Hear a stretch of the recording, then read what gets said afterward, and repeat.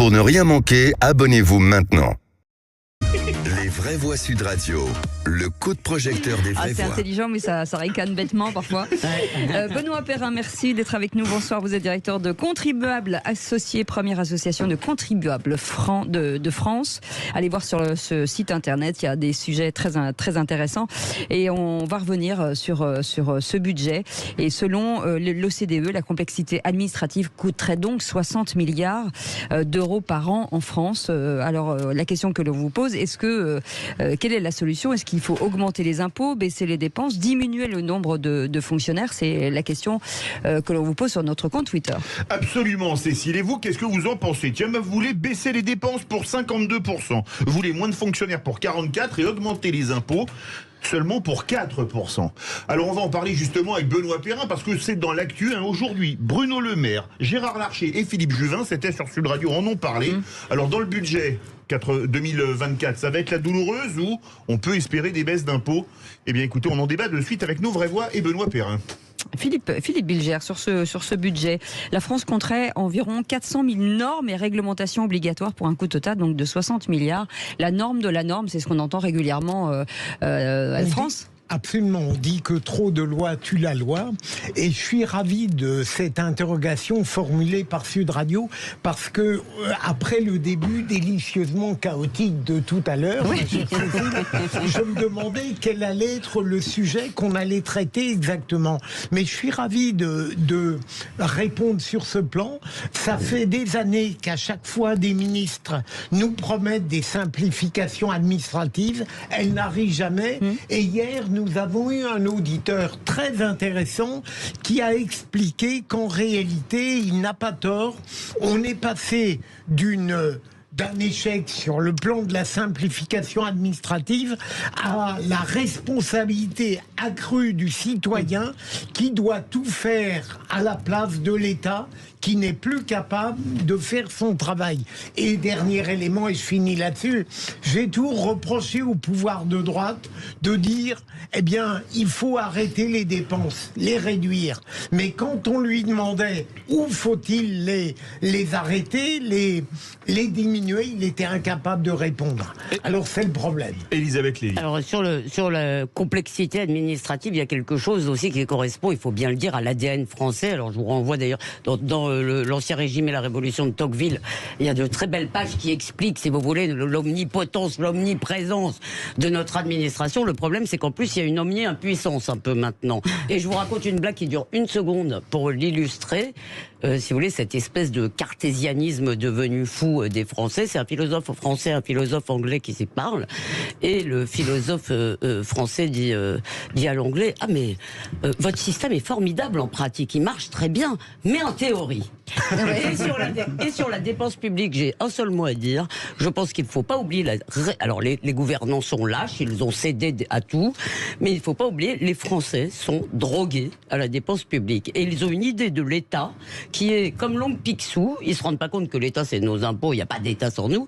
C'est l'oncle Picsou qui aurait un gros magot qu'il faut lui arracher, si vous voulez. Et je pense que là, il y a une responsabilité énorme des gouvernés. Olivier D'Artigol. Moi, je ne suis pas contre le fait qu'on ait une réflexion sur la dépense publique, son utilisation. J'écoutais ce matin le fait que sur les questions de crise alimentaire, il y avait 6 agences liées à l'État qui travaillent sur ces sujets-là. Oui. Il y en a peut-être 5 de trop. Donc je ne suis pas pour qu'on ne regarde pas de près ce qui s'est passé.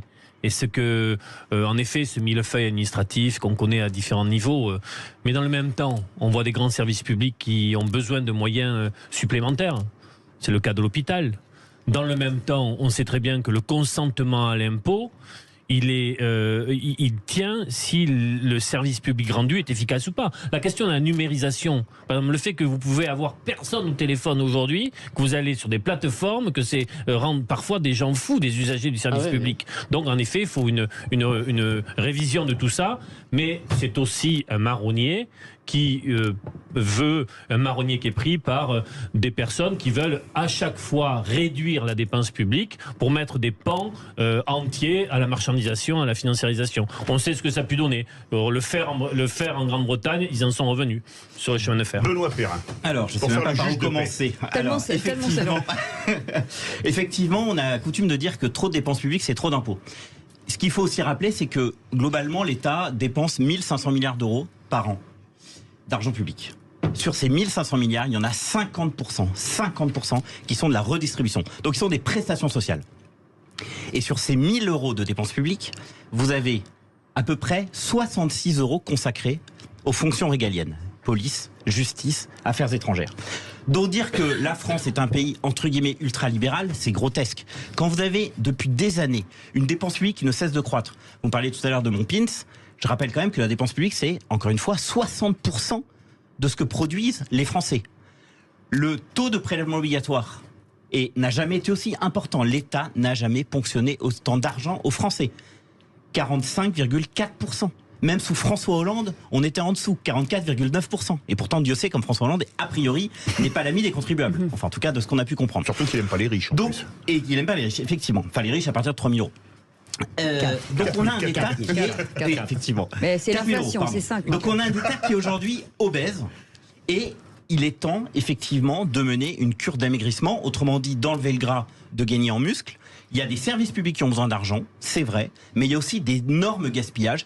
Et ce qui est un peu compliqué avec la France, c'est que c'est comme une espèce de grande tuyauterie dans laquelle il y a des fuites un peu partout.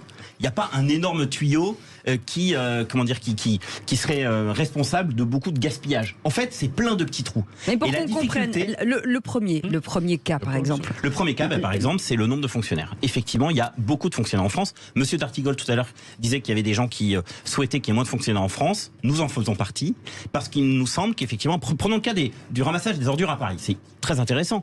Vous avez à peu près 50% des arrondissements qui voient leurs ordures relevées par des entreprises privées. L'autre 50%, c'est donc des agents de la mairie. La Cour des comptes, en 2015, a fait un rapport sur le coût du ramassage des déchets. On est à peu près à 144 € la tonne quand c'est une entreprise privée. Quand c'est la mairie de Paris, on est entre 150 et 350 € la tonne.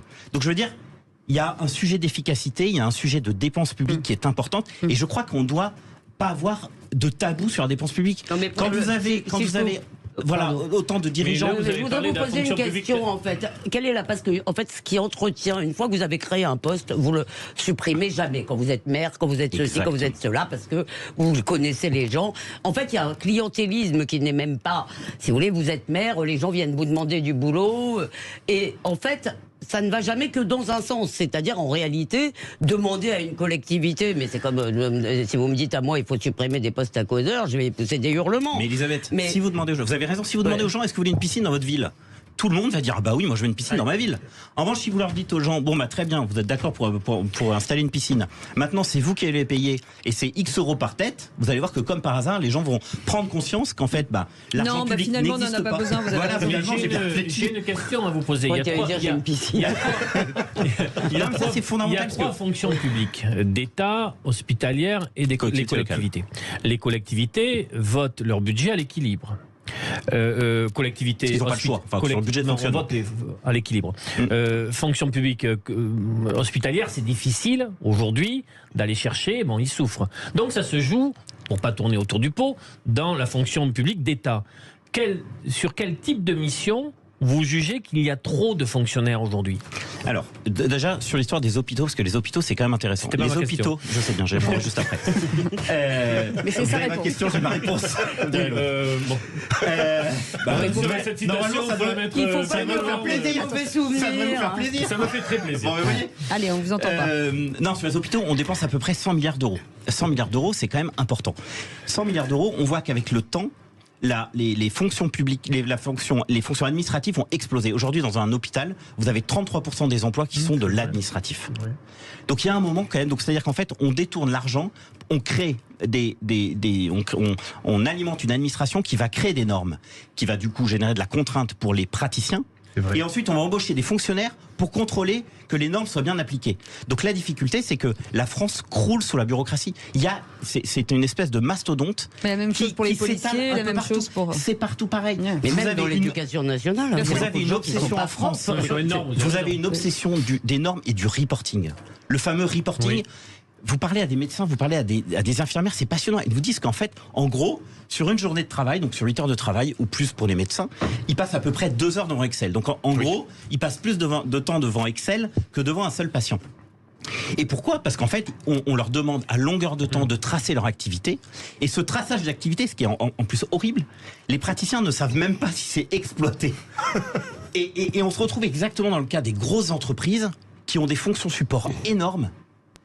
Et les fonctions support, comme tout corps social, pour exister, ne fait qu'une seule chose, c'est créer des normes, ce qui justifie son existence. Et la France meurt aujourd'hui de ça. Est-ce que vous n'avez pas l'impression que la perversion de la France, c'est le fait d'être fanatique des systèmes de contrôle et en fait, paradoxalement, ils ne marchent pas. J'ai bien connu ça dans le judiciaire où les contrôleurs mettaient plus de temps pour effectuer une activité qu'ils ne parvenaient pas à accomplir que ceux qui travaillaient. Alors, est-ce que ça ne peut pas être généralisé ? Je pense que vous avez raison. Est-ce que, petite anecdote... On est le pays de Courteline. Vous savez, le budget de la justice, sur 1000 euros de dépenses publiques, c'est 4 euros. Oui. Et oui. Ah, là, c'est un silence de mort, là. Ah ouais, Et ça, les Français ne le savent pas. Si on expliquait aux Français à la fois le coût des services publics, vous voyez, on parlait d'hôpital, on pourrait dire aux Français, dès lors, puisque là, Elisabeth, je vous rejoins, quand on dit parfois qu'il y a une irresponsabilité des citoyens, si dès lors qu'on utilisait un service public, on vous présentait la facture, je pense quand même que le comportement des citoyens changerait. Par exemple, moi, dans la santé, je suis très défavorable au tiers payant, sauf pour les gens qui vraiment ne peuvent pas avancer. Ou les et encore, pathologies lourdes. ils doivent savoir combien ça coûte. Et Et la même chose pour le logement social, qui est un puissant fonds. Il y a des pays comme l'Allemagne où on donne de l'argent aux gens qui sont éligibles au logement social, qui seraient chez nous éligibles au logement social, pour qu'ils se logent dans le privé, ce qui évite en plus la création de ghettos, cet urbanisme délirant, etc. Donc il y a quand même aussi un aveuglement des Français qui pensent que tout ça ne coûte rien. Et par rapport à la médecine, beaucoup de gens, pas tous, il y a des gens peut-être qui ne se soignent plus faute de moyens, mais il y en a aussi qui ont un comportement complètement irresponsable. Écoutez, qui vont chez le médecin pour un oui, pour un non, qui en plus considèrent que le médecin est un distributeur de médocs. Bon. Et je pense qu'on pourrait le voir. Petite info intéressante de l'Institut Sophos qui dit que nos lois contiennent aujourd'hui 60% de mots de plus que les lois adoptées en 2000. Ce qui rajoute de la norme aux normes, c'est-à-dire que au lieu de réduire, ça accélère encore. Alors, vous parliez tout à l'heure de l'OCDE. L'OCDE, tous les ans, fait un rapport sur le coût annuel des productions de services publics. Oui. Donc, en gros, le coût de la bureaucratie. Eh bien, le dernier chiffre que j'ai, c'est 2022. On est à peu près à 21% du PIB pour les pays de l'OCDE. La France est à 28%. Vous imaginez ? C'est-à-dire qu'on dépense beaucoup, beaucoup d'argent pour produire des normes, exactement. C'est le coût purement du fonctionnement. C'est-à-dire, en gros, comment on fait. Mais justement, c'est la question qui se pose, que Olivier avait posé la question, où est-ce qu'on diminue les emplois ? Mais dans la fonction publique d'État, le régalien, il n'y a rien qui fonctionne. La santé, on en a parlé, l'armée, elle est à l'os, la justice, vous avez donné les montants, la police... Oui, mais elle a l'équipement dans l'agriculture, où passe l'argent Moi, je me pose cette question. Encore une fois, on le sait après, sur 100 euros, on sait comment c'est ventilé. Exactement.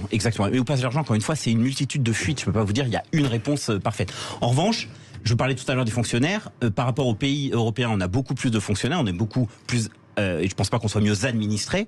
Pour vous donner 2-3 chiffres qui sont, je crois, intéressants. En 25 ans, il y a eu plus 44% de fonctionnaires dans les collectivités locales. L'État, c'est juste plus 6%. Donc vous avez raison, l'État a fait de gros efforts sur les embauches de fonctionnaires.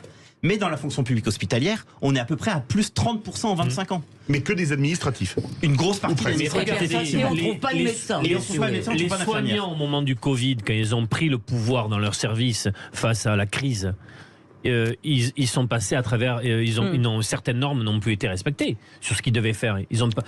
Notre système a tenu parce que les soignants ont pris le pouvoir. Ils ont perdu en sortie de crise sanitaire où les tableurs Excel sont revenus.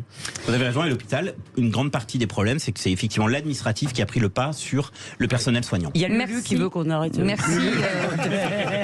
Merci beaucoup Benoît Perrin, directeur de Contribuables Associés, première association contribuable en France. Vous étiez passionnant.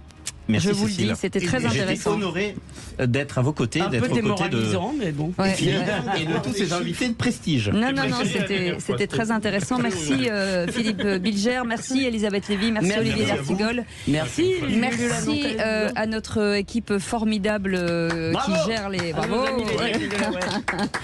qui gère les problèmes techniques.